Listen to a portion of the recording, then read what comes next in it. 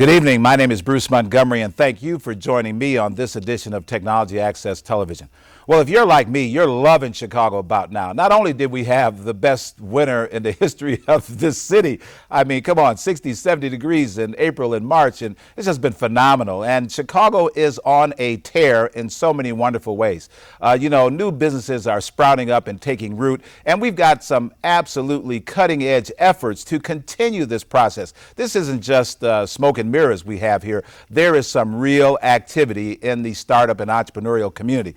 And I'm so happy that one of my guests today, who kind of came up with a little concept, didn't know if it was going to take off or not, and now is going into his third year of turning out some of the best and brightest minds into entrepreneurs and innovators right here in Chicago. My guest today is Troy Henikoff of Excelerate Labs, and I'm so excited about what he's been doing. I got to make sure I get all the activity right. Troy, thank you for joining me. Well, thank you for having me.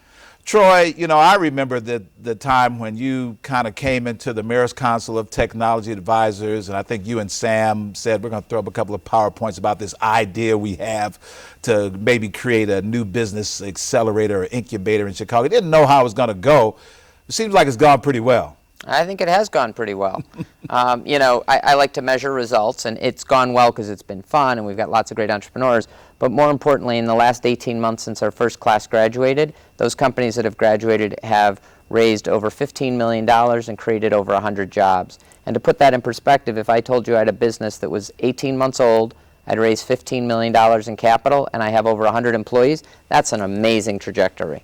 Job creation is what it's all about, and I'm so glad you to put that exclamation mark on it, because that's really critical. As we said before we got rolling, so many people have heard some of the statistics. They maybe heard some of the voices talking about this. You referenced the Kaufman study. Why don't you repeat what you said about that Kaufman study? Yeah, so the Kaufman Foundation, which is down in Kansas City, studies entrepreneurship and its impact on the economy. It's a non-for-profit organization. They have no profit motive, no motive other than to figure out what really works. And they did a study, I believe it was in July of 2010, on where new job creation comes from in this country.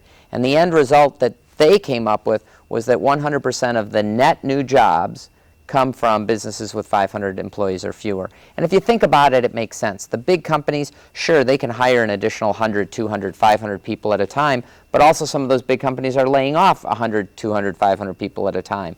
So if you look at all those big companies, on an average, they're about employing the same number of people they were 5 years ago. Or less. Or fewer, absolutely.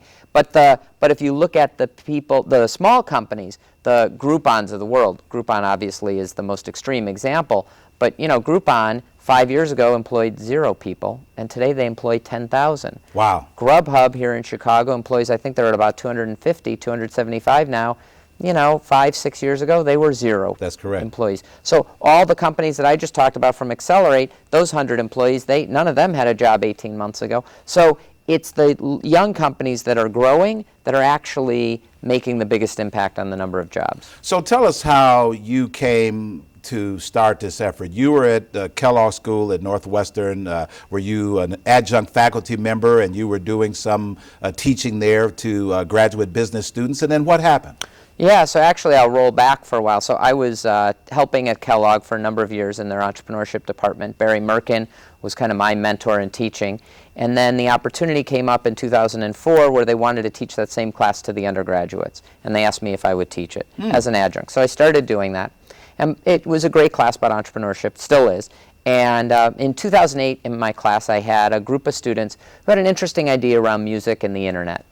And they were definitely an outstanding group. They had the right passion for the problem. They had a great designer. They had a great developer. And most of the students in this class, they're 20, 21 years old. They're putting together a business plan as part of the class. And my final presentations are done in front of 4 venture capitalists that I bring in, and they ask them tough questions. It's almost like a mini Shark Tank, and that's what their grade is based on. And it was very clear that this team had something special. And after the presentations were over, all 4 of the VCs got up to him and said, "Are you doing this for real? Because I want to introduce you to some people. I can connect you." And they were passionate about it, and they wanted to do it. And they spent the next year in this area. They weren't all from Chicago, but they were all at Northwestern, and they struggled with this business for almost a year. And when I say struggled, Literally, two of them were still in their senior year. The third one, the CEO had graduated. He was sleeping on friends' couches, eating ramen noodles. I mean, really, really struggling. They got a little bit of seed capital. They had a website that was up. It wasn't getting enough traction. They were having trouble, and they were about ready to shut it down. And then Alex, the CEO, called me up in April of 2009, and he said, you know, I've got this opportunity to go to Techstars in Boulder. What do you think I should do? And I didn't know that much about Techstars. Just tell me about it. And he said, well, they're going to give us $18,000 in seed capital, free office space. We've got to spend the summer in Boulder. I'm thinking, you're 21 years old, the summer in Boulder, they're paying 18 grand? Go. Exactly. And they're great mentors, and it's a great program. So my advice was to go do it. They didn't have any other options. Yeah, right. It was shut down. So they all packed into the back of David had a VW Rabbit, and they got into the VW Rabbit, drove down to Boulder, and they went through this program. And I was one of their mentors, and I got to see the program firsthand. Okay. Went down to Boulder. I was down in Boulder for their demo day, and I'll never forget this day. The day was August 6, 2009. And two things struck me. So this August 6, 2009, the program's over, 90 days. They rent out the Boulder Theater, and all 10 companies present on the main stage of the Boulder Theater. And the two things that struck me were, first, that there were 10 companies in that program, and Techstars had just opened a program in Boston that had 9 companies. Of the 19 companies that year, 5 were from Chicago. Wow, in Boulder? Of Boulder and Boston. Wow. So if you think about that, Chicago's 3 million people represent about 1% of the U.S. population. Right. But 5 out of 19 is more than 25% of the Techstars population. Wow. And these are the best and brightest upstart entrepreneurs. And so my initial reaction is Chicago rocks. That's right. Until you realize that they leave, they build networks, and they don't come back. It's brain drain. So when people participate in these startup boot camps, and they were going to Boston, or they were going to Boulder, or going to the Valley, they stayed. Generally, they stay. They're not obligated to stay, but they build a network of people. They find office. That's what happens. The second thing is how amazing the program was for these guys. Their business was called Next Big Sound. They came into the program. The first day of the program, they told David Cohen, who was running the program, they said, David, you know, this dog isn't going to hunt. The business plan we have, it's just not working. And his response, and he said this publicly many times, was, that's okay. We're betting on you as entrepreneurs, and we think there's a kernel of greatness in here. And so they worked with them, and they pivoted their plan. Wow. And they moved. They're still in internet. They're still in music, but they moved to a much more lucrative spot. And the presentation they gave that day, August 6th, was awesome. They hit it out of the park. They were asking to raise $350,000 in seed capital. They actually had a line of venture capitalists at the stage when they were done. They raised over $1 million and turned a bunch away. Wow. Now see, and this is what people don't see, is so many people buy into the hysteria around the economy.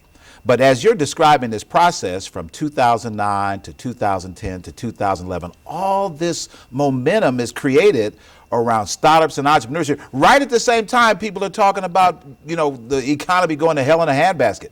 And so people could really miss that there is something going on here. Oh, people asked me about the unemployment rate, and I did a little piece for Cranes, I don't know, it was about 6-8 months ago, where I was asking about unemployment and in the technology sector.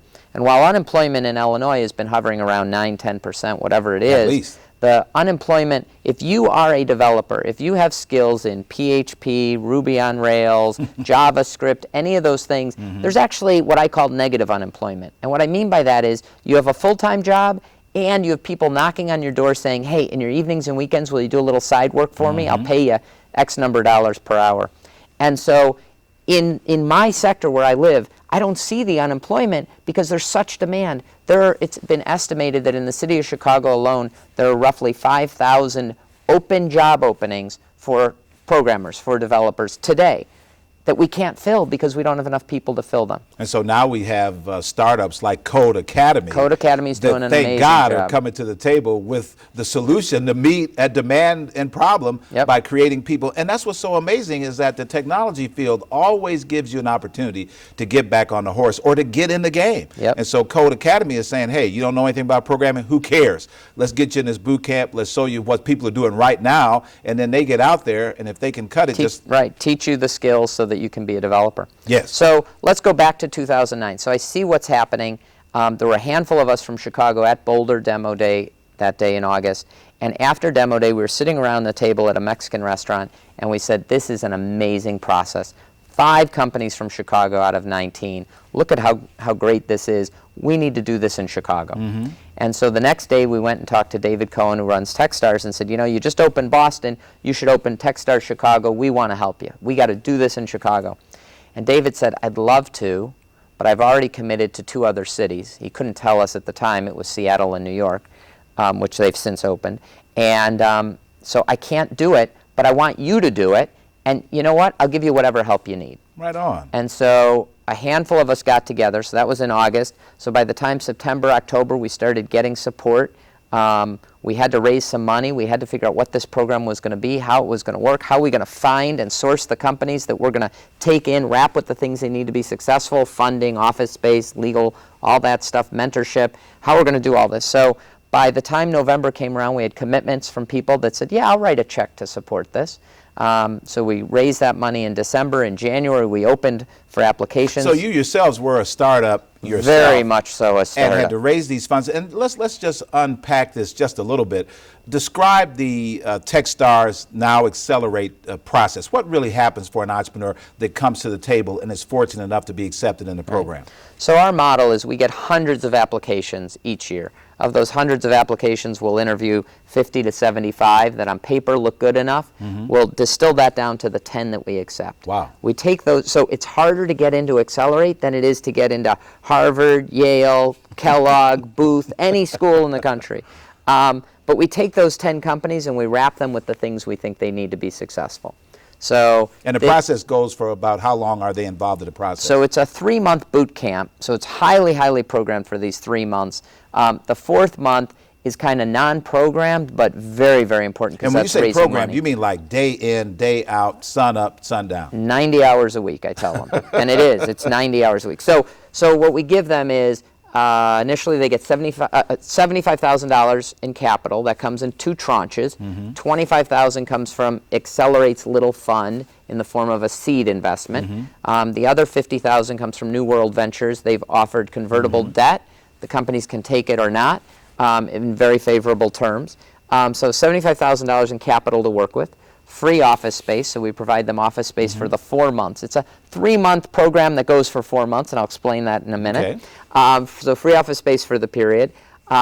They get pro bono legal, lots of services that are helpful. So free hosting for their web and tax preparation and accounting and all of those things. And most importantly, more mentorship than they can possibly handle. Wow. And I want to talk about that in a minute. And we run them, these 10 together, through a 90-day program. And at the end of the 90 days, we rent out the House of Blues here in Chicago. This year we had over 500 investors and mentors in the audience. And each of the 10 companies gets on stage and pitches for 10 minutes what their company is about and why people should invest. I have just a little aside. A couple of years ago, I was fortunate enough to be involved with Howard Tolman, who was getting this idea that he had called Flashpoint up and running. And there was a young African-American guy that came to me and said, look, Mr. Montgomery, I really want to do this Flashpoint thing, but my parents are not trying to hear this. I just graduated from MIT, and I really know I want to do this. I want to do this gaming thing. I've got an undergraduate degree in mechanical engineering, but I really want to be in the gaming business, and I know I can do it. And he said, well, you just would talk to my parents a little bit and tell them I'm not crazy, I haven't lost my mind. And I said, yeah, I'll talk to him. The kid's name was Justin Moore. I know Justin well. I thought that's where you're going. One of the co-founders of Tap Me Games, which was part of the first graduating class. And I just heard, I think maybe this week or last week, that they raised another $1.5 million. $3.2 million. $3.2 million. Additionally, on top of the 1.5 or so they had raised previously. So they're doing really well. And so that speaks volumes to you guys have selected some awesome companies. It's so wonderful to see them be on that stage, give that 10-minute pitch, have some buy-in, and now these companies are up and running, like you say, creating jobs and building out their brands, building out their franchises, and really become forces to reckon with. So I want to talk about the mentorship for a minute, because people don't know what mentorship means. And it's really hard to understand, A, the impact, and B, the force of nature that Chicago has behind this. So we had 145 mentors who donated their time this year to do one-on-one meetings with these companies. And when I say mentors, I want to be really specific.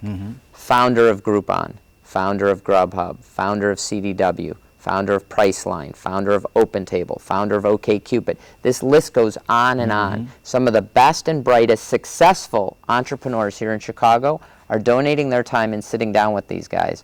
We had 740 one-on-one meetings in our office last year in the month of June between mentors and companies. That's 740 meetings in 19 business days. Wow. So just try to wrap your mind around that. That's so now crazy. you were asking if this is a full-time job.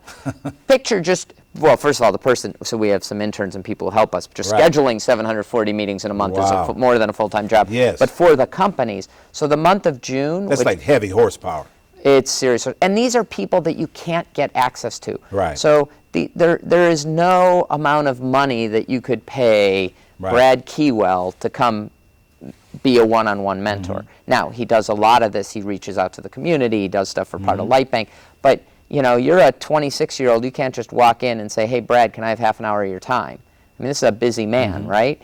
And so we give them access to this wonderful group of people from Chicago who are giving back, trying to help these young entrepreneurs and help raise them. And I refer to it as a rising tide lifts all boats. So you've had now 2 full sessions. There have been about 10 graduating companies per session. Yes. And now, it just so happens today that we're doing this taping, you're closing on the next round of applicants. And has the applicant pool, talk about what you're noticing in the applicant pool from the first year to now. Right. Have you gotten more applicants, and what's the diversity that you're seeing? Right. So the first year, you know, pretty much nobody knew who we were. You were there when we first went to the Mayor's Council of Technology Advisors and told that group, listen, we're doing this thing. We're going to call it Excelerate. I don't know if we even had our logo yet. And we had 3 PowerPoint slides to explain why this was going to be good. By this, fast forward to this year, and we'll probably have, you know, I don't know the final numbers yet, obviously, because it doesn't close till midnight tonight. Ironically, we typically get 60 to 70% of our applications in the last 48 hours. So Not surprised. there are a lot of procrastinators out there. But midnight tonight it'll close and I'll get the final numbers. The numbers don't matter as much. What matters is that we get 10 great companies. And what's interesting is the diversity that we're getting. So the first year it was primarily Chicago. We did have 2 teams that came from outside the state. They both moved here for the program. You have to physically be here in our office for the program. And both of those teams stayed here and those companies stayed here.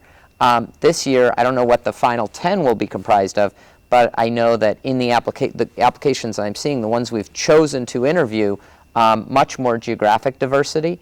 So this morning I was on a Skype interview with someone from Florida. I have a Skype interview. I have a Skype interview with India tomorrow. Another one with France tomorrow.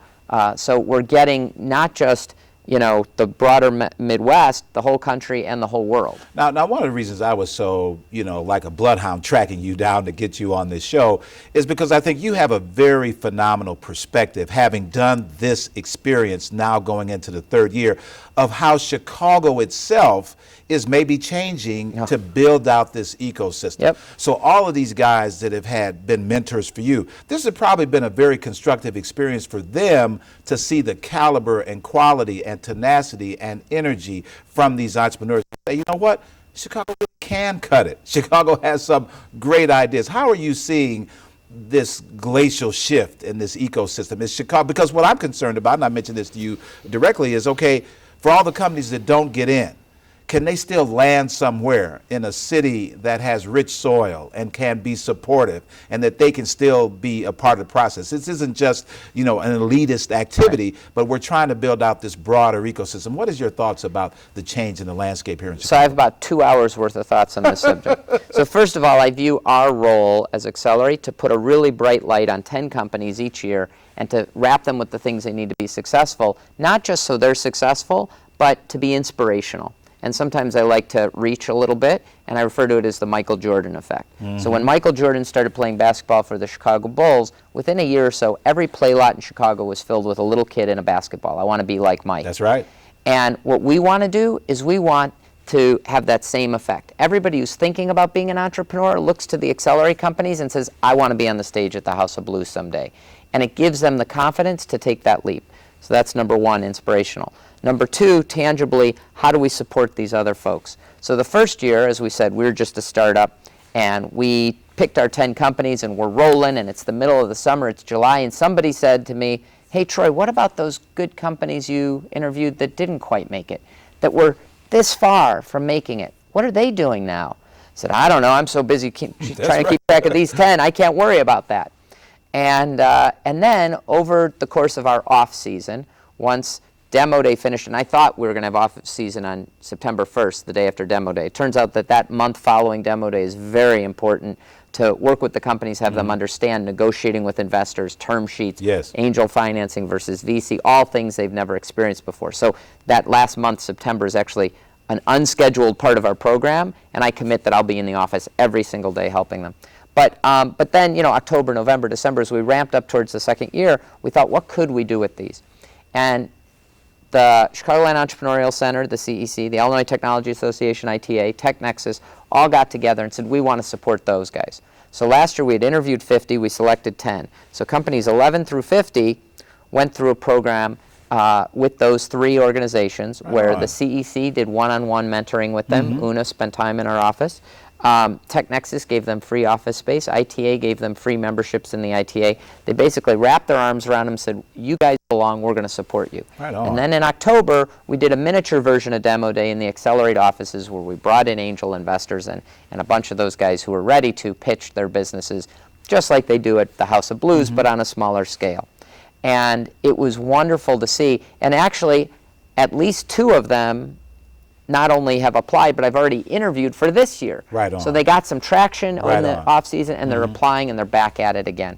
So I think it's really important, and I think it's an important observation to see how these other organizations are supporting. Now let's add to the mix all the new things that have popped up since we started 3 years ago.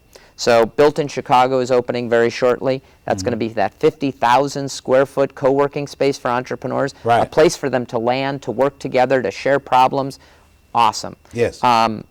I'm sorry, 1871. 1871 is the co-working space. Built in Chicago is also new, about 18 months old. A free site for networking for Chicago digital tech entrepreneurs. It's gone from just a couple of few folks now to over, I don't know, last time I looked at it, it might have been 6,000 or 7,000. They're pushing 8,000 now. I know you post on it all the time. It's a great place for us to communicate. Part of the problem with Chicago, there was all this activity, but it was happening in silos. Now everybody's using Built in Chicago. It's one place. It's a big silo. It's high enough to get up above the noise. So there are close to 15 or 20 blog posts a day on Built in Chicago about the things happening in that tech scene, including job openings. So if you guys don't think I'm serious about the number of tech jobs that are available, go to builtinchicago.org and you will see in the job section how many jobs there actually are. That's a great point. I happened to see an interview the other day with one of the founders of Excel Partners, which of course is legendary Silicon Valley VC, and he said the same thing, that if you go to the Excel website and you look for jobs, you can see all the careers, and the same thing, that these startups are out there scouring the earth. And so now Chicago is in the enviable position because of the success of programs like yours and some of the startups, that there really are these jobs out there. And I hope that Excelerate Labs and Built in Chicago are really keeping us aware, because we really need to know and hear the follow-on stories about your graduates, about your alumni,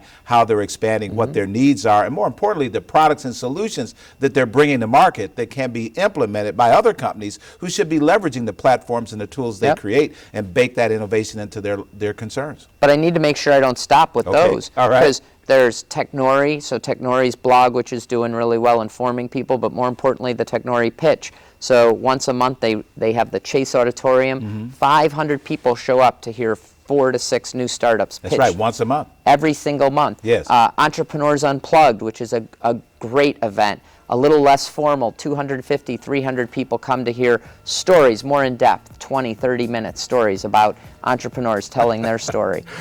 Well, we're just about out of time, but as you can see, if I get this guy Troy Henikoff wound up, he can keep on going. But you really need to hear that this is bearing fruit in Chicago, that programs. Troy, thank you so much for bringing this idea of Excelerate Labs. This goes to show that you can bring ideas out of other places, plant them in Chicago, and is this expanding beyond Your thoughts? It definitely is, and we're thinking about the future, not just this year, but next year, and how to make it sustainable so it'll always be here. If you want to find out more about Excelerate Labs, just go. They've got a wonderful website telling you what they're doing. They're involved on builtinchicago.com, always talking about good ideas and passing things along.